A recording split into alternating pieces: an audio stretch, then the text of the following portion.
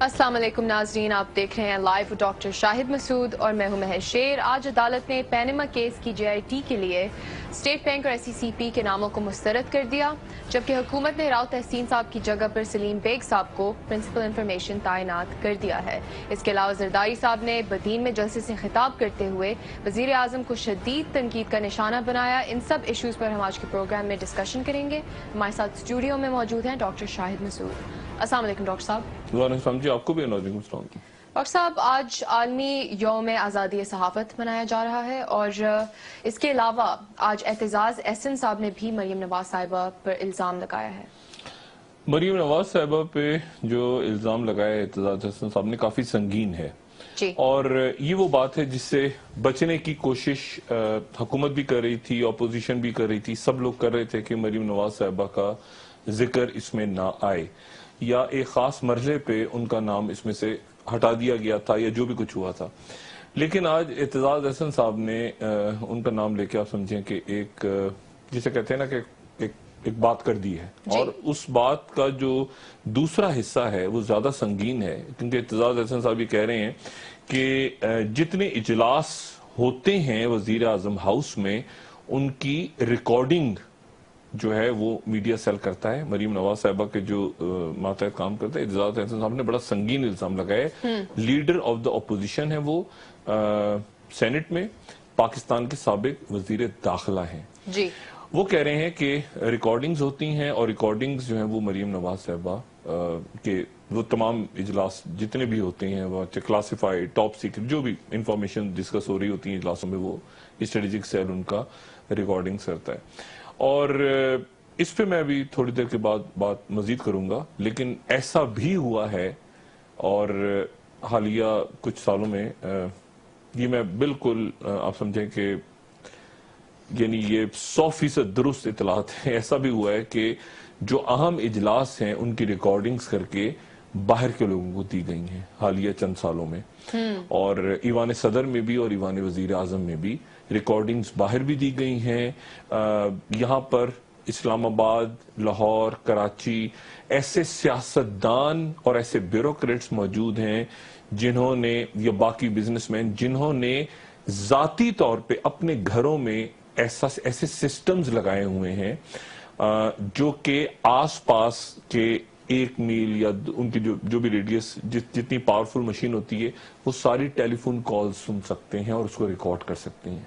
جی، یعنی ایسا بھی پاکستان میں ہوا ہے اور ہو رہا ہے اس وقت۔ میں اس کی آپ کو ڈیٹیل تھوڑی دیر میں بتاتا ہوں، لیکن یوم صحافت کے حوالے سے آپ نے بات کی۔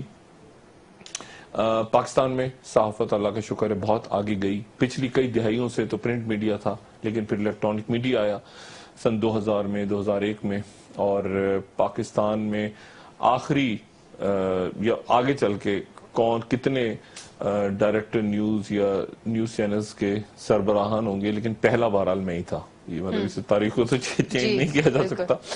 اور 2001 میں ARY آیا، 2002 میں جیو آیا، اور 2003-04 میں پھر ARY جو ایک چینل تھا اس نے ARY نیوز سیپریٹ کیا، اس کے بعد پھر جیو ایک ہی تھا اور پھر جیو نیوز الگ ہوا اور جیو انٹرٹینمنٹ۔ تو تو ARY نیوز کے حوالے سے ظاہر الیکٹرانک میڈیا میں اس وقت میں نے اس کی اعزاز مجھے حاصل ہے کہ میں نے اسٹارٹ کیا اس چینل کی جو اسٹارٹنگ ٹیم تھی۔ اور میں آج 2017 میں یہ جو یوم صحافت منایا جا رہا ہے، دیکھیں یہ لفظ جو صحافت ہے نا اب یہ ختم ہو چکا ہے۔ پراپر صحافی عوام ہے، اب دنیا بھر کے عوام اب صحافی ہیں۔ یعنی وہ ایک تو صحافی ہیں نا جو بطور اس کو جن کا پروفیشن ہے یہ جو بطور ایک جاب یہ کام کرتے ہیں، لیکن اب ہر شخص صحافی ہے۔ یہ سٹیزن جرنلزم کا دور ہے، اور یہاں پر جرنلزم کے بعد میڈیا، ٹھیک ہے، ماس کمیونیکیشن، اور اس کے بعد سوشل میڈیا، یعنی ہر وہ شخص جس کے پاس ایک موبائل ٹیلی فون ہے اور وہ کچھ بھی لکھ سکتا ہے، ریکارڈ کر سکتا ہے، اور وہ بڑے بڑے صحافیوں سے زیادہ معلومات ایک دوسرے کو پہنچاتا ہے آج کی دنیا میں۔ جی بالکل۔ اور وہ جو تبصرہ کرتے ہیں چاہے وہ سوشل فیس بک پہ ہوں، چاہے وہ ٹویٹر پہ ہوں، چاہے وہ واٹس ایپ پہ ہوں، چاہے وہ کسی بھی اور جو بھی ان کے پاس طریقہ کار ہے، وہ زیادہ اچھا تبصرہ کرتے ہیں لوگ، جو کہ یہ مین اسٹریم میڈیا یعنی پرنٹ اخبارات یا ٹی وی سٹیشنز پہ مجھ سے 1000 گنا زیادہ بہتر تجزیہ کار اور تبصرہ کرتے ہیں وہ لوگ جو عام یہ جو ٹی وی اسکرینز پہ جو عام جو شہری ہیں، جو طالب علم ہیں، جو بزنس مین ہیں، جو مزدور ہیں، جو خواتین ہیں، وہ کہیں زیادہ اچھا تبصرہ کرتے ہیں ملک کے حالات پہ اور دنیا کے حالات پہ، یا مذہب پہ ان سے بات کریں، معیشت پہ بات کریں. تو یہ یوم صحافت جو ہے میرے خیال سے یہ عوام کے نام ہے. اور آپ دیکھیں گے بڑی بڑی سٹوریز، بڑی بڑی کہانیاں اس دور میں جو آئی ہیں وہ کون لے کر آیا ہے؟ وہ اس میں سے آپ دیکھیں تو یعنی صدام حسین کو پھانسی لگی، تو وہ صدام حسین کو پھانسی لگی تو یہ خبر کیسے نکلی؟ موبائل ٹیلی فون سے نکلا نا وہ کلپ. قذافی کو جب گرفتار کر لیا گیا اور اس کو لے کے جا رہے تھے مارنے کے لیے، تو اس وقت اس کی جو تصویر ہے وہ بے خاص ڈیڈ باڈی نہ دکھائیں، اسکرین پہ ڈیڈ باڈی نہ دکھائیے کائنڈلی جی. تو اس وقت یہ ہوا کہ اس کو بھی جو ہے وہ اس کے جو شارٹس تھے قذافی کے آخری لمحات کے وہ سوشل میڈیا پہ آئے. اسی طرح سے آپ دیکھیں طیب اردگان جب یہ ناکام بغاوت ہوئی تو طیب اردگان کو سوشل میڈیا کا سہارا لینا پڑا اپنا انٹرویو دینے کے لیے، لوگوں تک میسج پہنچانے کے لیے. اور آج بھی آپ دیکھیں کہ سوشل میڈیا سے ہی وہ جو فوٹیج ہوتی ہے موبائل ٹیلی فونز کی اور باقی، وہ کتنی مدد دیتی ہے جو عام لوگ بنا رہے ہوتے ہیں کسی سانحے کی، کسی واقعے کی، اور وہ پھر اطلاع دیتے ہیں مین اسٹریم میڈیا کو. تو میرا یہ خیال ہے، یہ دیکھیں طیب اردگان یوز کر رہے ہیں ٹیلی فون، یعنی آپ ذرا اندازہ لگائیں کہ ان کا انٹرویو چلا اور وہ بغاوت ناکام ہو گئی، اور ان کی اس انٹرویو پہ جو موبائل فون تھا اس پہ ہزاروں لوگ نکل کے آ گئے. تو میرا یہ خیال ہے کہ آج کا جو دن ہے صحافت کا، وہ کروڑوں انسان جو دنیا میں اس کام میں لگے ہوئے ہیں، خاص طور پہ نوجوان، ان کے نام ہونا چاہیے بجائے ان کے کہ جو ہم جیسے لوگ جو بیٹھے ہوتے ہیں یا باقی اس کو پروفیشن میں جو لوگ لیتے ہیں وہ بھی اچھے ہیں، لیکن جو لوگ اس کو بطور پیشہ نہیں اپناتے اور عام شہری ہیں، ان کے شعور وہ اپنی اپنی جگہ. اب ہر شہری کسی نہ کسی انداز میں اپنا ایک رول پلے کر رہا ہے انفارمیشن دینے میں، ایک دوسرے سے بات، ایک دوسرے کو اطلاعات، علم پہنچانے میں. تو میرا خیال ہے کہ یہ یوم صحافت جو ہے یہ دنیا کے عوام کے نام ہونی چاہیے. جی بالکل ڈاکٹر صاحب، اور اتنی آزادی ہے سب کو. اچھا اب ذرا وہ پہلا سوال پہ آ جاتے ہیں دوبارہ. دیکھیں بات یہ اعتزاز احسن صاحب کا جو معاملہ تھا، اور پھر آپ نے سپریم کورٹ کی بات بھی کی. بات یہ ہے کہ اسلام آباد اور راولپنڈی کا فاصلہ بڑھ گیا ہے، اپنے آپ بڑھ گیا ہے. یعنی آپ اس کو میلوں میں ناپیں یا اس کو فٹوں میں ناپیں یا اس کو کلومیٹر میں نہیں، فاصلہ بڑھ گیا ہے. رابطہ تو رہے گا، ظاہر ہے یہاں سے لوگ جا رہے ہیں اسلام آباد سے پنڈی جا رہے ہیں، پنڈی سے اسلام آباد آ رہے ہیں، رابطہ تو سڑکیں تو کھلی، فاصلہ کچھ بڑھ گیا ہے. یعنی پہلے اگر 25 منٹ میں طے ہوتا تھا تو اب لگتا ہے کہ 40 منٹ کا فاصلہ ہو گیا. فاصلہ ڈسٹنس بڑھ گیا ہے اسلام آباد اور راولپنڈی کا. اور اہم ملاقات کی توقع تھی آج، لوگوں نے خبر بھی دے دی صبح کئی ہمارے معتبر ساتھیوں نے کہ آج آرمی چیف کی ملاقات ہو سکتی ہے وزیر اعظم سے، لیکن ملاقات نہیں ہوئی. اور تلخیاں جو ہیں وہ عروج پہ ہیں. عروج پہ مراد یہ ہے کہ کچھ ذاتی تلخیاں نہیں ہیں. بات یہ ہے کہ ایک ریاست کے سربراہ ہیں وزیر اعظم نواز شریف صاحب. وزیر اعظم جو ہیں وہ مسلم لیگ نون کے وہ صدر، یعنی وہ اس وقت وزیر اعظم پاکستان ہیں. اور میں نے یہ بہت پہلے میرے خیال سے جو بھی لوگ اس پروگرام کو دیکھتے ہیں، تو میں نے 4-5 دفعہ یہ بات غالباً کی، میں پرانے کلپس نہیں چلانا چاہ رہا، لیکن میں نے یہ بات کی ہے کئی دفعہ کہ ایک خاص مرحلہ ایسا آیا جب الطاف حسین صاحب جو ہیں وہ کہتے ہیں نا پھٹ پڑے، یا مطلب وہ آؤٹ آف کنٹرول ہو گئے. ٹھیک ہے، اس کے بعد یہ ہوا کہ زبردوز ہو گیا سارا معاملہ ایم کیو ایم لندن کا. اب وہ کیونکہ ان کی بات نہیں ہو پا رہی تھی کسی سے، وہ چاہ رہے تھے کہ بات کریں، کوئی بات ان سے نہیں کر رہا تھا، تو اس کے یعنی کوئی ان سے فوج کی طرف سے کوئی بات نہیں کر رہا تھا. وہ چاہ رہے تھے مجھ سے کوئی بات کرے، کوئی تو بات کرے، کوئی مجھ سے فون کر لے کسی لیول پہ.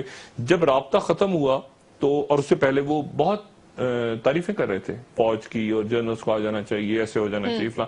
लेकिन जब वो एक राब्ता खत्म हुआ और ऑपरेशन कराची का डिसाइड हो गया कि अब कराची में ऑपरेशन शुरू होना है, तो उसके बाद वो मरहला आ गया कि अल्ताफ हुसैन साहब जो है वो मतलब वो बिल्कुल आउट ऑफ कंट्री, यानी वो फट पड़े, जिसे कहते ना चाहिए ना, दिल की जो भी बात थी वो सामने आई और उसके बाद वो जबरदस्त हो गया उस दिन के बाद से मामला। इसी तरह से जरदारी साहब आप देखें बड़े कंपोज्ड, यानी सदर पाकिस्तान वो रहे हैं और बड़ी अभी भी आप देखें तो वो बिल्कुल अपनी जो तकरीर है वो बड़ी कंपोज तकरीर कर रहे हैं। लेकिन एक मरहला ऐसा आया जब मंजूर कादिर काका पे हाथ पड़ा कराची में, और जरदारी साहब उस वक्त जो है वो बिल्कुल वो ईंटों से ईंटें बजाएंगे और हम चाहे तो पाकिस्तान को बंद करा दें और जब तक मैं ना चाहूं पाकिस्तान ना खुले, मतलब वो फट पड़े, जिसे कहते हैं ना फट। अच्छा, तो एक ऐसा मरहला अब गालिबन नवाज शरीफ साहब, मियां नवाज शरीफ साहब, और मैंने उस वक्त कहा था कि एक मरहला आएगा। उस वक्त मैंने ये कहा था, जब भी मैं 3-4 दफा ये बात कह चुका हूं जो मैं अब कह रहा हूं। वो मरहला मैं कहता था कि आएगा जब मियां नवाज शरीफ साहब फट पड़ेंगे। वो मरहला गालिबन करीब आ रहा है। कल मियां नवाज शरीफ साहब की जो तकरीर थी, यानी आप देखें मियां नवाज शरीफ साहब लिया गए और मतलब वो तकरीर वो छोड़ के चले गए, वो जो इजलास था वज़राए आला आए हुए थे वो सारा उसका एजेंडा छोड़ के वहां चले गए। लेकिन आप देखें ये वजीर आजम पाकिस्तान की तकरीर नहीं है। यानी वजीर आजम पाकिस्तान क्या कह रहे हैं, वजीर आजम पाकिस्तान कि मैं इमरान खान के जलसे के बल्ब के नीचे कुर्सियों पे बैठे हुए लोगों को जूम इन करके बड़ा करके देख रहा था और मैंने देखा तो लोग ही नहीं थे।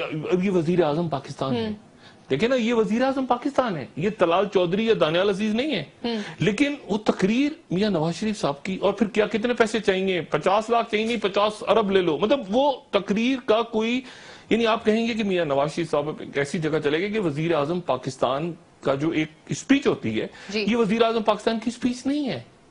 यानी कुर्सियां मैं गिन रहा हूं कितने लोग हैं कितने, तो वो मरहला आहिस्ता आहिस्ता मियां नवाज शरीफ साहब वहां पर जा रहे हैं। कंपोजर उनका वो कंपोजर खत्म हो रहा है और वो जो रब्त है ना, तकरीर बेरब्त हो रही है। और किसी भी वक्त ये नहीं होता ना वो अचानक आए और जरदारी साहब की तरह किसी की तरह वो जबरदस्त कर दिया अपने आप को, जिसके जो ट्वीट की शक्ल में असल में मेरी बहन शुरू कर चुकी है मरीम नवाज साहबा, उनके जो ट्वीट है देखे ना, वो सहाफी के साथ, वो जर्मन सहाफी, अब सुना है मीडिया स्ट्रेटेजिक सेल में ढूंढ रहे हैं ऐसे लोग जिनको जर्मनी आती हो, वो ट्विटर पे जर्मनी में गालियां दें, मतलब वो उधर से सहाफी ने जबरदस्त कर दिया।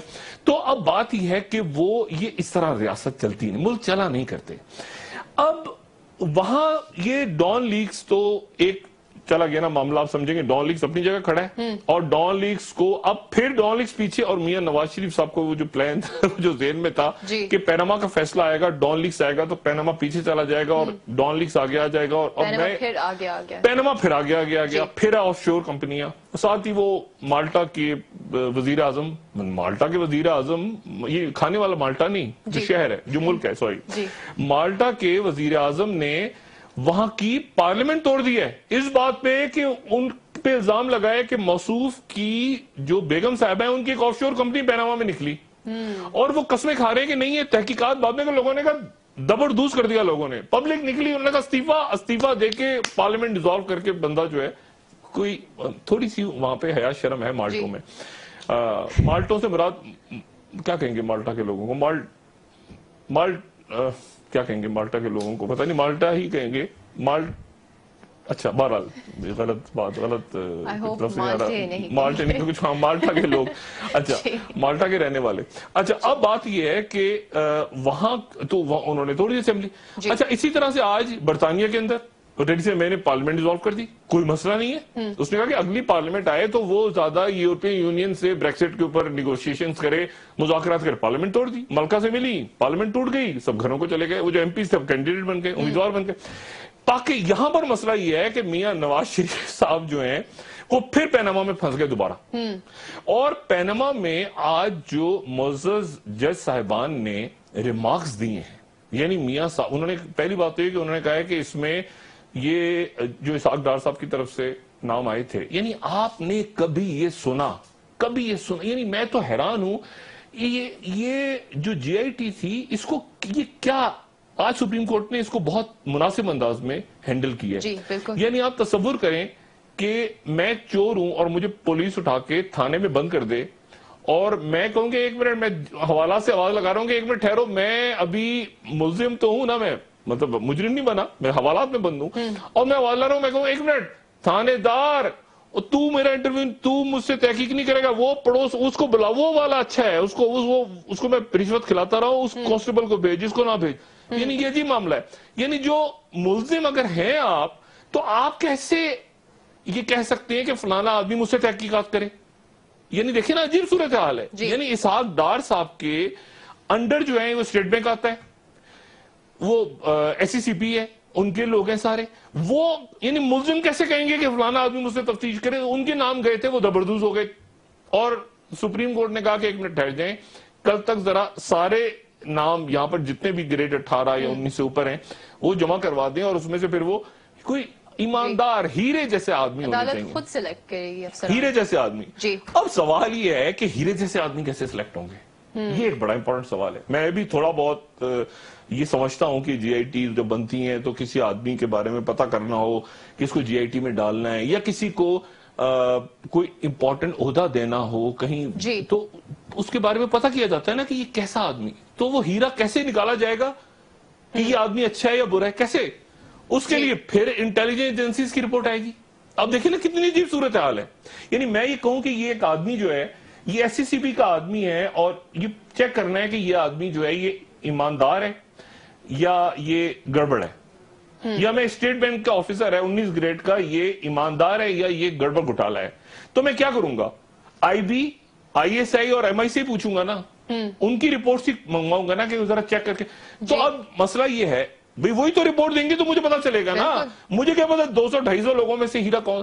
تو اب معاملہ یہ کہ اب میاں نواز شریف صاحب، اب پھر وزیر اعظم ہاؤس پریشان ہے کہ یہ کیا معاملہ ہو گیا.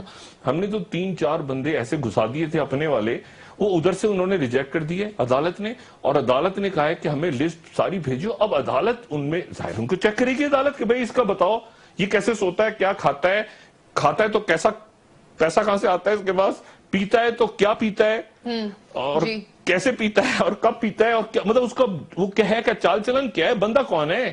تو وہ جو کریکٹر پہ بات آ جائے گی، وہاں سے وہ ہیرے ڈال دیں گے اس میں جی آئی ٹی میں، اور پھر وہ ہیرے ان کو بیٹھ کے ان کی تفتیش شروع کر دیں گے.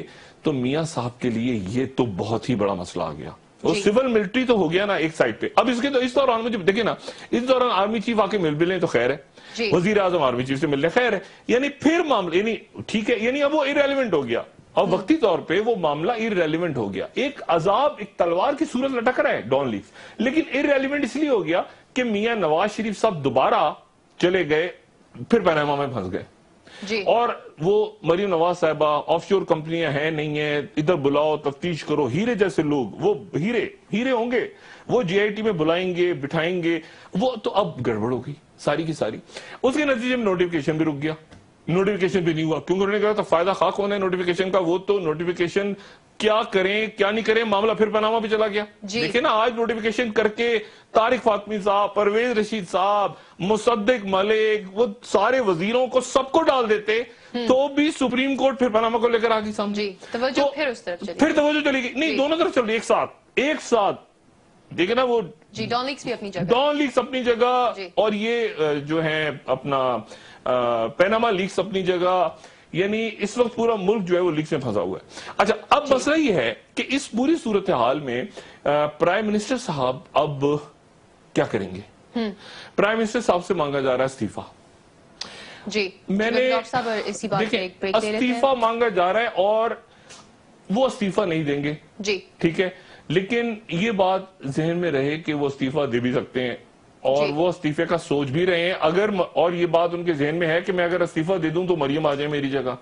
مریم جو ہیں ان کے اوپر پہلے ہی تلواریں نکال لی ہیں، اپوزیشن نے بھی، اور اعتزاز احسن صاحب نے بھی، اور باقی لوگوں نے بھی. اور آنے والے دنوں میں یہ مزید مسئلہ اٹھے گا کہ کیا ریکارڈنگز ہوتی ہیں یا نہیں ہوتی، کیونکہ سینیٹ میں اٹھائیں گے یہ معاملہ اعتزاز احسن.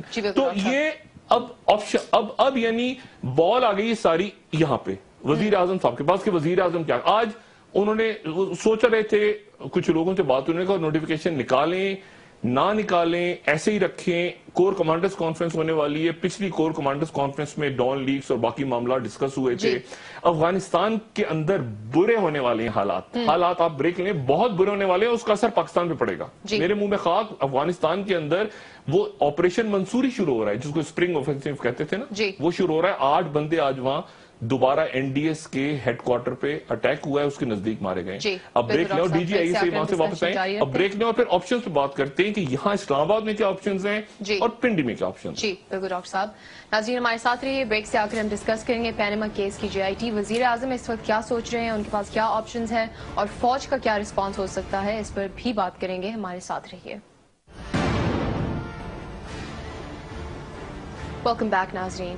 जी डॉक्टर साहब, पैनामा केस की जेआईटी और डॉन लीक्स दोनों इश्यूज साथ साथ चल रहे हैं, तो इस वक्त वजीर आजम क्या सोच रहे हैं, क्या स्ट्रेटजी है उनकी इन हालात? मेरा नहीं ख्याल कोई स्ट्रेटजी है, और लोग इधर उधर तितर बितर होना शुरू हो गए और उनके इस्तीफे का मुतालबा भी बढ़ रहा है। और आज जो कुछ सुप्रीम कोर्ट में हुआ है, और अभी मैं इससे पहले के बाद आगे करूं, बहुत से लोगों ने बीच में कॉल भी की और सोशल मीडिया पे मुझे बताया कि वो माल्टा के रहने वालों को माल्टीज कहा जाता है, लेकिन मैं इसलिए थोड़ा सा नाम लेते हुए गालिबन एक प्रॉब्लम हमें हो रही थी कि माल्टीज जो है वो छोटा सा, इतना सा छोटा सा नन्ना सा मुन्ना सा एक कुत्ता भी होता है। जी बिल्कुल। तो उस कुत्ते को भी चूंकि माल्टीज कहते हैं, इसलिए वो माल्टा के रहने वालों, और वो मैं बहरहाल, लेकिन ठीक है, माल्टीज वो भी है, माल्टीज से कुत्ता भी है। उस कुत्ते के बारे में भी कहा जाता है कि चूंकि वो माल्टा से शुरू हुआ था, उसका आगाज वहां से हुआ था, उसके आबा अजदाद माल्टा में थे, तो इसलिए वो कुत्ता जो है वो उसको भी माल्टीज कहते हैं। बात ये कि अच्छे लोग हैं वो, उन्होंने रिजाइन कर दिया उनके प्राइम मिनिस्टर ने जब इल्जाम लगा। पाकिस्तान में मुसीबत ये है कि यहाँ पर वजीर आजम अब वो नुक्ता आ रहा है जहां वजीर आजम अब कोई गलती करेंगे, ठीक है जी। वो जलसों में भी जा रहे हैं। वो अब आप देखें कि वो एक प्राइम मिनिस्टर की स्पीच होती है ना, कि आप as a prime minister speech कर रहे होते हैं, तो ओए इधर तुझे इस्तीफा दूंगा और तू फलाना ये दिमागना, मतलब अब वो बिल्कुल आप समझें कि एक वजीर आजम के अंदर आपको एक जैसे ना अपनी जात में अंजुमन है वजीर आजम, जाहिर कई पोर्टफोलियोज हैं, लेकिन अब उनमें दानियाल अजीज भी आ गए हैं, ठीक है। तो मसला ये है कि अब वो वजीर आजम पाकिस्तान से ज्यादा वो कुर्सियां गिनूंगा और तू इमरान खान तो फलाना ये वो, मतलब वो आहिस्ता आहिस्ता अब अपना, और हमारे टांगे खींचते हो। पहले भी आपको याद है ना, 5-6 महीने पहले भी वो ये इस फेज में आ गए थे। जी बिल्कुल। और उसके बाद जब अस्करी क़यादत में तब्दीली हुई तो वो उनका ख्याल था कि थोड़ा सा सुकून हो गया, क्योंकि शायद पंजाब पुलिस में कोई तब्दीली आई है। लेकिन अब वो हिद्दत महसूस कर रहे हैं बहुत ज्यादा डॉन लीक्स के बाद, और उसके बाद उसके ऊपर जो कुछ ट्वीट हुआ, अच्छा हुआ बुरा हुआ, उसको वो एक अलग मामला। वजीर आजम इस वक्त आप समझें कि वो एक उस नुक्ते पे जा रहे हैं वहां पर जहां पर जाके कोई मरीम नवाज साहिबा की तरह, लेकिन अब मरीम नवाज साहिबा मेरी जो बहन है, उन्होंने पिछले 2-3 दिन के दौरान क्या किया है, यानी रायविंड में इजलास हुआ, उसमें क्या किया, टास्क दिया गया चौधरी निसार को, एक बेहतरी की तरफ बात जा रही थी ना कि मामला बेहतर किए जाए, उन्होंने कहा किसी को नहीं कहा गया। अच्छा जी, नहीं कहा गया। उसके बाद उन्होंने कल पैनामा के उन्होंने कहा ये तो रद्दी का टुकड़ा है, जबकि सुप्रीम कोर्ट का फैसला, सुप्रीम कोर्ट ने बेंच बना दिया। तो मसला ये है कि अब आज इल्जाम लगा दिया इत्तेजाज साहब ने, तो मसला वजीर आजम साहब जो है अब वो उस तरफ जा रहे हैं कि यानी मुझे नहीं पता कि वो अवामी जलसे में आते हैं तो वो क्या तकरीर करेंगे, उनके पास कहने को अब कुछ भी नहीं है। असल में देखा जाए तो वजीर आजम के पास अब कहने के लिए कुछ नहीं है, यानी वो आके क्या बात करेंगे कि मुझ पे इल्जाम लगाते हो मुझसे, क्योंकि मामला तो अदालत, अच्छा अदालत ने आज क्या कह दिया, अदालत ने कहा कि आप इसमें जरा बाहर जाके इसके ऊपर गुफ्तगू कम करें, ये मामला अदालत के अंदर ये, और बाहर आके उन्होंने फिर तो इनकी वजीर आजम अगर ये करते हैं, फर्ज करें अदालत जो है वो इस वक्त बिल्कुल एक ऐसे इसको देख रही है कि इसमें कोई गड़बड़ ना हो, और 3 वो जज साहिबान जिनके ऊपर मियां नवाज शरीफ साहब और हुकूमत कह रही थी कि गुडी गुडी हम तो निकल आया सर, वही 3 जज साहिबान जो हैं वो बैठे हैं और वो अपनी जेआईटी बना रहे हैं। जी। अब मसला ये है कि अब मियां नवाज शरीफ साहब दोबारा से पैनामा देखे ना, फिर पैनामा, फिर वही मामला, फिर वही खत निकलेंगे, जेआईटी शुरू होगी, 15 दिन में जेआईटी ने रिपोर्ट देनी है, और वजीर आजम पे इसी दौरान इस्तीफे का दबाव बढ़ेगा चारों तरफ से। ये दबाव खानदान के अंदर से भी बढ़ेगा जी, फैमिली के अंदर से भी बढ़ेगा, और मैं हमेशा ये बात कहता हूं कि किसी बहुत करीबी आदमी को, बहुत ही करीबी आदमी को कहा जाता है आखिर में कि आप ये जरा फरीजा सर अंजाम दें, जाके कहें कि इस्तीफा दे दें या ये काम, यानी किसी ऐसे आदमी से जो मियां नवाज शरीफ साहब, यानी इसहाक डार भी हो सकते हैं, हो सकता है جیسے میں نے کہا نا جنرل محمود درانی گئے تھے مشرف صاحب کے پاس کہ آپ سر ریزائن کر دیں پلیز, امپیچمنٹ نہ ہونے دیں, ٹھیک ہے نا, بڑا برا لگے گا آپ امپیچ ہو رہے ہیں, آپ ریزائن کر دیں. یا جس طرح ڈاکٹر شعیب سڈل گئے تھے, D G I B, D G Intelligence Bureau, Zardari صاحب کے بڑے قریبی دوست, انہوں نے جا کے زرداری صاحب سے کہا کہ زرداری صاحب یہ عدلیہ بحالی مارچ ہو رہا ہے, آپ ذرا ججوں کو بحال کر دیں. وہ گیلانی صاحب سے میں بات کر کے آ گیا ہوں. گیلانی صاحب نے کہا میرے پاس تو کوئی پاور نہیں ہے, جا کے زرداری صاحب سے بات کرو. تو میں آپ سے بات کرنے آیا ہوں, آپ ذرا ججوں کو بحال کر دیں. جملے کیا تھے, quote and quote, doctor Shoaib Suddle نے زرداری صاحب سے کہا سر آپ ججوں کو بحال کر دیں ورنہ ہم سب صبح یہاں نہیں ہوں گے, ہم سب صبح یہاں نہیں ہوں گے. زرداری صاحب نے کہا کیا گارنٹی ہے بھائی میں ججوں کو بحال کر دوں اور پھر بھی ہم صبح یہاں نہ ہوں. تو انہوں نے کہا سر گارنٹی آ جاتی ہے. تھوڑی دیر میں ہیلی کاپٹر اڑا راولپنڈی سے, جنرل کیانی, جنرل پاشا اس میں موجود تھے, یہاں پہنچے اسلام آباد, ایک ہیلی کاپٹر اترا, اس میں جنرل کیانی اندر گئے, جنرل پاشا باہر بیٹھے رہے. 3-4 دفعہ تقریریں لکھی گئیں کہ کیا تقریر کریں گے گیلانی صاحب, کیا تقریر نہیں کریں گے. ایک تقریر, دوسری تقریر, تیسری, چوتھی, پانچویں, چھٹی, آخر میں گیلانی صاحب جلوہ افروز ہوئے ٹی وی چینلز پہ, جج بحال ہو گئے. اور گارنٹی کیا تھی کہ کیانی صاحب موجود تھے کہ آپ ججوں کو بحال کر دیں, تصادم یہ نہ ہو تاکہ اور کوئی مطلب فوج کو انٹروین نہ کرنا پڑے. ڈاکٹر صاحب کیا فوج انوالو ہو سکتی ہے؟ فوج انوالو ہے, فوج کا مسئلہ ہے, پورے ملک کا مسئلہ ہے. اعتزاز احسن کہہ رہے ہیں کہ یہ تو ریکارڈنگز ہوتی ہیں.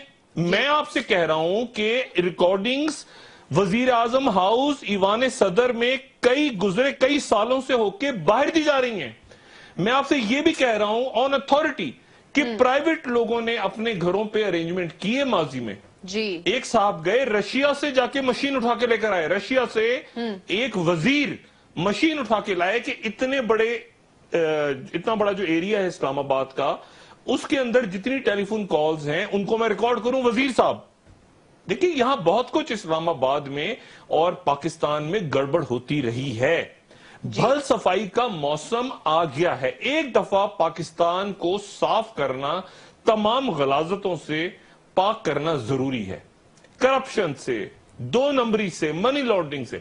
اب آج میں ان کی صحت کے لیے دعا گو ہوں, ان کی اہلیہ بھابھی ہیں ان کی صحت کے لیے دعا گو, ان کی والدہ کی صحت کے لیے. ڈاکٹر عاصم ہمارے دوست, اب ڈاکٹر عاصم جو ہیں وہ جب ایک دفعہ ہسپتال آتے ہیں تو وہ ایسے ٹنڈے منڈے سے ان کو کوئی گڑبڑ ہو جاتی ہے, یہ لاٹھی ہاتھ میں, یہ وہ.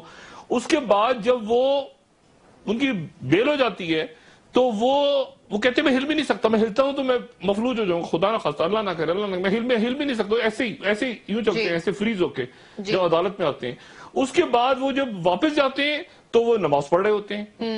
اچھا عدالت میں وہ کہتے ہیں میں ڈائبٹک ہوں, نماز کے بعد وہ مٹھائی کھا رہے ہوتے ہیں. وہ پتہ نہیں ڈائٹ مٹھائی ہوتی ہے, کیا ہوتی ہے وہ مٹھائی کھا, شوگر فری پتہ نہیں کیا, خدا جانے کیا ہوتا ہے. اچھا اس کے بعد وہ جناب آج جو ہے وہ انہوں نے عدالت میں جا کے کہا کہ مجھے 7 تاریخ کو اپوائنٹمنٹ ملی ہے, میں باہر جاؤں گا اور میں 22 کو واپس آ جاؤں گا, مجھے اجازت دی جائے, مجھے اس کے بعد کوئی ڈاکٹر نہیں ملے گا, مجھے ان تاریخوں کو جانا ہے. آپ کو یاد ہے ایک ہمارے دوست اویس مظفر ٹپی ہیں جو اپنے بھائی کے جنازے میں شرکت کے لیے گئے تھے, یہ کہہ کہ میں ان کے سوئم تک آ جاؤں گا, واپس 3 سال ہو گئے اس بات کو. جی اچھا اب ڈاکٹر عاصم نے کہا میں واپس آ جاؤں گا تو مجھے جانے کی اجازت دی جائے. اب وہ ان کی اپیل جو ہے یعنی جو درخواست تھی عدالت نے رکھ لی اور اگلی سماعت ڈال دی 9 مئی کی, یعنی جانا 7 مئی کو ہے اور 9 مئی کو سماعت ہوگی, ECL میں نام پڑا ہوا ہے. اور اس کے ساتھ ہی یہ بات میں نے پہلے کی تھی کہ نیب اپیل کر دے ورنہ نیب ذمہ دار ہوگی آنے والے دنوں میں. اگر اپیل نہیں کی نیب نے اور دن گزر گئے تو نیب براہ راست بطور ادارہ ذمہ دار ہوگی کہ یہ کرپشن کیسز پہ. تو نیب نے آج اپیل کر دی. اور اس کے بعد انکشاف یہ ہوا کہ ڈاکٹر عاصم حسین ہائر ایجوکیشن کمیشن سندھ کے ابھی تک سربراہ ہیں اور اس پیپلز پارٹی کے صدر بھی ہیں, اور اس حیثیت میں انہوں نے گورنر سندھ محمد زبیر صاحب سے ملاقات کی. یہ میں نے کہا 1 منٹ ٹھہر جائیں, یہ جب اریسٹ ہوئے تھے ڈاکٹر عاصم ہمارے دوست تو یہ HEC کی تو اس وقت صدر تھے, تو اتنے عرصے جب JIT VIT مٹھا رام ضمانتیں ECL VCL تو یہ HEC سے نہیں ہٹے. تو لوگوں نے بتایا نہیں HEC میں تو ہیں, یہ بھی HEC سندھ کے سربراہ بھی ہیں, پیپلز پارٹی کے صدر بھی ہیں اور گورنر سندھ سے مل رہے ہیں, اور سوٹ ووٹ اسٹائل یہ وہ سارا. تو ایک عجیب سی مصیبت ہے. وہی جیسے کل میں نے ایک ویڈیو چلائی تھی نا, حکومت ٹنڈی منڈی سی جب وہ پریشانی میں آتی ہے تو ایسے گڑپ ادھر ادھر وہ شروع ہو جاتی ہے. اسی طرح ہمارے سیاسی رہنما بھی اس وقت کسی ایسی پوزیشن میں آ گئے ہیں جہاں ان کا سمجھ بالکل نہیں آ رہا, کوئی ادھر گر رہا ہے, کوئی ادھر گر رہا ہے, کوئی مطلب عجیب قسم کی ایک صورتحال ہے. اور اس صورتحال میں اب یہ دیکھیں نا, یہ حکومت ہے جی. اگر آپ مجھے پوچھیں حکومت کیا ہے تو میں کہوں گا یہ حکومت ہے. اس طرح حکومت ایسے چل رہی ہے. آپ یقین کریں اس وقت حکومت بھی ایسے چل رہی ہے, کئی سیاستدان بھی ایسے چل رہے ہیں, کئی بیوروکریٹ بھی ایسے چل رہے ہیں. وہ ایسے اور ان میں سے کئی جو ہیں وہ کہہ رہے ہیں کہ ہمیں نہ پکڑو, کئی کہہ رہے ہیں کہ ہمیں پکڑو مت جانے دو. لیکن زبردست معاملہ ہونے جا رہا ہے. وزیر اعظم کو چاہیے جتنی جلدی ہو یا تو خود GHQ چلے جائیں یا وہاں دعوت دے دیں کہ مجھ سے مل لو آ کے. یہ معاملات راولپنڈی اسلام آباد کے خراب ہونا, فاصلہ بڑھنا جمہوریت کے لیے اچھا نہیں. اس سے پہلے کہ ان کے کسی ایک آدھ قریبی بندے کو اٹھا لیا جائے. جی, اور بندے خود اٹھانے کو بھی تیار ہے. یہ مزے کی بات ہے, بندوں نے اپنے نام بھی دے دیے کہ سر ہمیں اٹھا لیں, ہم نام بتا دیں کہ بعد میں کچھ نہ کہیے گا ہمیں. آپ جی بالکل, قریبی بندوں نے نام جاری رکھتے ہیں. ناظرین ہمارے ساتھ رہیے, ایک وقفے کے بعد ہم ڈسکشن میں اشارہ کرتا ہوں کون سے بندے ہیں وہ. جی آپ ویلکم بیک ناظرین. جی ڈاکٹر صاحب, بریک سے پہلے آپ کچھ ناموں کا ذکر کرنا چاہ رہے تھے جن کا فوج کے ساتھ بھی رابطہ ہے. نہیں, وہ ہر طرف رابطہ کر رہے ہیں. کچھ نہیں تو مجھ سے بھی رابطہ کر لیے, مطلب اتنا برا حال آ گیا کہ مجھ سے بھی رابطہ کر لیے. اچھا, میں آپ کو صرف یہ بتاؤں کہ ایک تو یوم صحافت کے مرحلے پہ حکومت پاکستان کی طرف سے بول ٹی وی کا لائسنس کینسل کرنا, اس سے کوئی بری بھونڈی حرکت نہیں ہو سکتی. لیکن بہرحال وہ چونکہ بہت سارے بھونڈے کام اس وقت کر رہے ہیں تو اس وقت چلیں یہ بھی ٹھیک. لیکن دوسری میں آپ کو بات بتاؤں میڈیا کے حوالے سے, احسان اللہ احسان جو ہیں ان کا ایک انٹرویو کیا سلیم صافی صاحب نے, ہمارے دوست سلیم صافی. اب اس میں احسان اللہ احسان جو ہیں وہ پورا بتا رہے ہیں کہ جناب میں یہ جماعت الاحرار یہ وہاں افغانستان میں بیٹھ کے NDS کے ساتھ, انڈیا کے ساتھ, پاکستان میں کیا کرتے تھے, کیا دہشت گردی, کس طرح برین واشنگ ہوتی تھی. کوئی 250 لوگوں نے احسان اللہ احسان کے ساتھ ہتھیار ڈال دیے. اور سلیم صافی نے انٹرویو میں وہ ساری کہانی احسان اللہ احسان سے سوال پوچھے کہ تم پاکستان کے خلوص نے کہا جی ہماری برین واشنگ ہوتی تھی, ہمیں فنڈنگ ہوتی تھی, یہ ہوتا تو سارا اس نے بتایا. جی اب جناب وزیر اعظم ہاؤس سے ٹیلیفون جا رہا ہے پیمرا کو کہ ذرا یہ انٹرویو رکواؤ, کیونکہ جنڈال آ رہا ہے, سرجن جنڈال ناراض ہو جائے گا. جی یہ باقاعدہ یہ بات کہ سرجن جنڈال ناراض ہو جائے گا, ماحول خراب ہو جائے گا, اس میں انڈیا کی بات آ جائے گی بیچ میں. وہ انٹرویو اس لیے رکا کہ وزیر اعظم ہاؤس سے کال گئی. اچھا, اب بات یہ ہے کہ آپ وہ سرجن جنڈال کے انٹرویو کے لیے اس کے لیے کہ وہ آ رہا ہے کہنے, اور آپ کو میسج کیا تھے کہ کیا میں اپنی بات پہ قائم. کلبھشن یادیو کا تو کوئی تعلق ہی نہیں نا, وزیر اعظم کو کیا پتا کلبھشن یادیو کون ہے. ان کو میسج یہ کہ ڈٹ جاؤ, پہ جاؤ, ٹھیک ہے. اور وہ اپنا میسج نہیں بلکہ دوسری پاورز بھی جو بیٹھی ہوئی ہیں افغانستان میں. اور میاں صاحب اس کے بعد اسی طرح سے میاں صاحب وہی کر رہے ہیں. میں نے کہا نا ایک مرحلہ پہ آپ اگر چاہیں بھی تو آپ پھنس جاتے ہیں کہ لوگ کہتے ہیں کہ یار ایسے کریں, آپ کہتے ہیں یار وہ ایسے تو میں کروں گا, وہ باہر والے پکڑ لیں گے. باہر پتا چلا 6 اخباروں میں کہانیاں آ گئیں جو اچانک وہ جائیدادیں ضبط ہو گئیں, ٹیکس کے پیپر نکلا ہے, گڑبڑ ہو. تو یہ ہماری قیادتیں جو میڈ ان پاکستان نہیں ہوتی, جو باہر سے لینڈ ہوتی ہیں, وزیروں کی جو آپ دیکھیں فلانے وزیر کو ایک شیخ نے لگوایا, فلانے وزیر کے لیے کسی لارڈ نے برطانیہ سے فون کر لیا, فلان کو کسی امریکن اس طرح. یہ نہیں پرانے مسلم لیگیوں کی بات نہیں کر رہا, یہ جو چھاتا بردار کودے ہوئے ہیں بہت سے لوگ حکومت میں, پرانے مسلم لیگیوں کی میں بالکل بات نہیں کر رہا. اچھا, اب بات اس میں بہت سارے نئے چہرے اچانک, مطلب مجھ سے پوچھے مصدق ملک صاحب کون ہے, تو مصدق ملک صاحب کون ہے مصدق ملک صاحب تمہارے دوست ہیں مگر کون ہے مصدق ملک صاحب؟ ایک دوائیاں بیچنے والے ایک فارمسٹ ہیں. اچانک ان کی کال آئی زرداری صاحب کو بحرین سے اور ایک اور خلیجی ریاست سے, ان کو رکھ لو, انہوں نے رکھ لیا کیئر ٹیکر میں. پھر تھوڑے عرصے کے بعد نواز شریف صاحب کی گورنمنٹ ہو گئے. مطلب اس طرح سے اگر معاملات ہوں گے, اور اس سے پہلے بھی وہ تھے پہلی حکومت میں بھی, تو یہ حکومت جو ہے میرا خیال سے ایک بالکل وہ جو میں ویڈیو بار بار دکھاتا ہوں ایک ٹنڈا منڈا سا ڈھانچہ ہے. اب اس کو وہ چل رہا ہے, گھسٹ رہا ہے. اب وہ کس وقت اٹھے گا, کس وقت کیا کرے گا, انہیں کچھ سمجھ نہیں آ رہی.